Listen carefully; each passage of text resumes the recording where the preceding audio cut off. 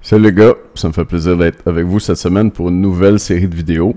Il n'y a pas longtemps, j'ai passé un petit sondage la semaine passée en fait pour savoir si vous aimiez ça les vidéos ou si vous aimez plus vos conseils par email.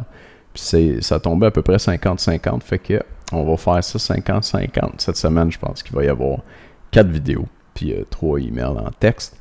Et puis cette semaine, le thème de la semaine, c'est comment avoir un six-pack.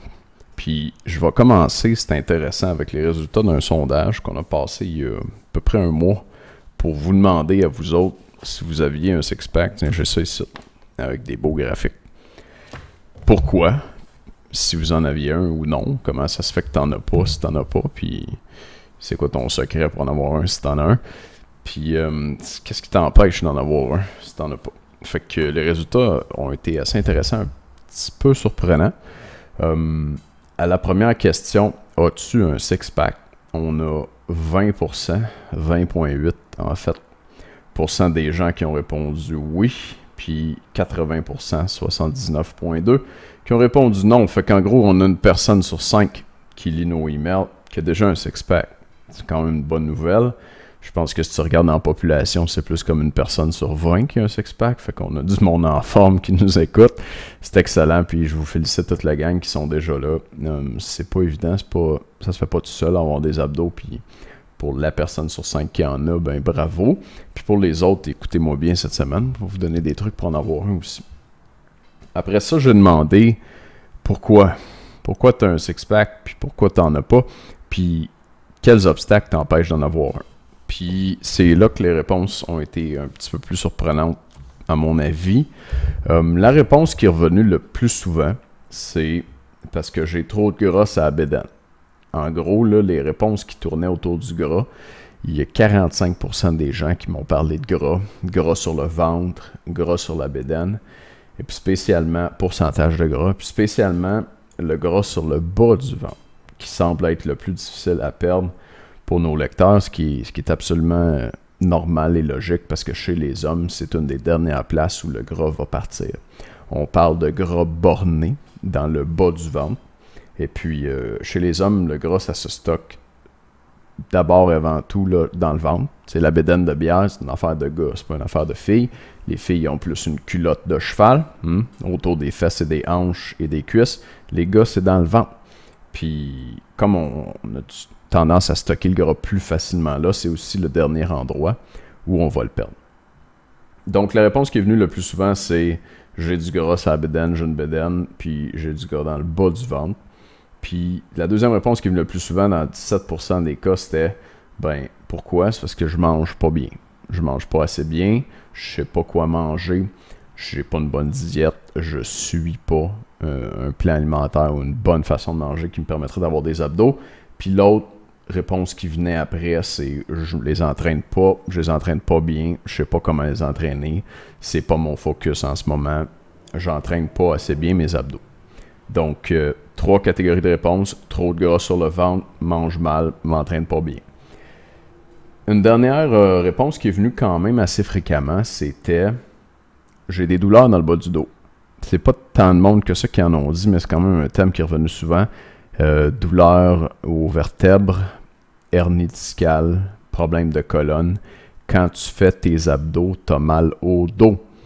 Donc, ça, c'est sûr que c'est un problème. Ça t'empêche de t'entraîner tes abdos forts. Puis, on va en parler un petit peu. Puis, je vais avoir un petit quelque chose pour vous autres, les gars qui ont mal au dos. C'est pas l'ensemble des gens. Fait que c'est sûr que je peux pas parler juste de ça. Mais je vous oublierai pas. Je veux lire aussi quelques réponses des gars qui disent, on leur pose la question, imagine que tu te réveilles demain matin et que tu as un six-pack découpé au couteau comme dans tes rêves. Comment est-ce que ça te fait sentir? Puis ma réponse préférée, c'est anonyme, là, fait que je sais pas qui l'a dit.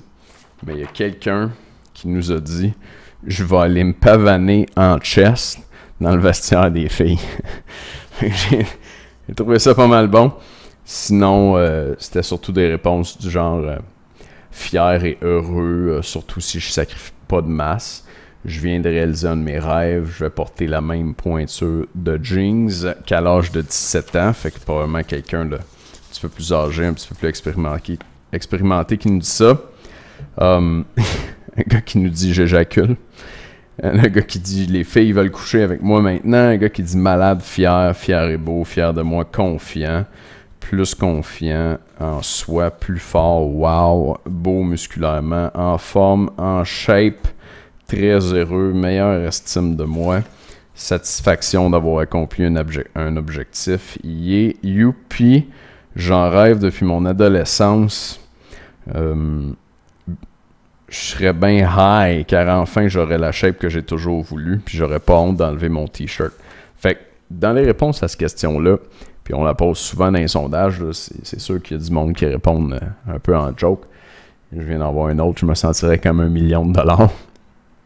Mais il y a des réponses plus sérieuses qui ont trait à l'estime de soi, puis la confiance, puis la fierté. Puis c'est un thème qui revient super souvent en entraînement en musculation.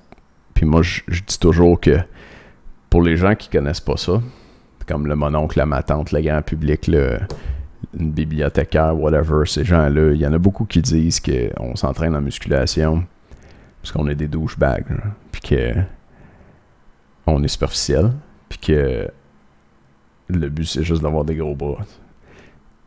Puis eux, ils voient pas que derrière ça, il y a toute une question, je dirais, là, de fierté, de confiance, d'affirmation de soi, puis de réalisation de soi. Personnellement, je m'entraîne depuis que j'ai 16 ans, puis à travers la musculation, puis maintenant le powerlifting, tu sais, j'ai toujours dépassé mes limites, puis ça m'a aidé à devenir quelqu'un de meilleur, je trouve. Fait que c'est pas du tout juste une question de se gonfler les muscles. C'est ouais, on le fait, mais il y a un idéal derrière ça. Fait que that's it pour les réponses au sondage. Cette semaine, le thème de la semaine, c'est comment avoir un six-pack. Puis la préoccupation qui est revenue le plus souvent dans le sondage, c'est j'ai trop de gras sur le ventre puis je mange pas assez bien. Fait que je vais parler d'alimentation cette semaine, je vais parler de diète, je vais parler de la meilleure diète, du meilleur type d'alimentation à mon avis pour coter. Je vais donner des trucs pour mesurer, faire le suivi de ta diète, voir si ça marche bien. Puis, ouais, ça va tourner pas mal autour de ça, donc reste à l'écoute. Une couple de vidéos, une couple de conseils par texte dans les emails. Si t'es pas déjà sur ma liste de emails, je vais mettre le lien pour ça en dessous sur YouTube. Tu cliques là-dessus, ça va passer par Facebook. Facebook va te demander une autorisation, tu dis oui.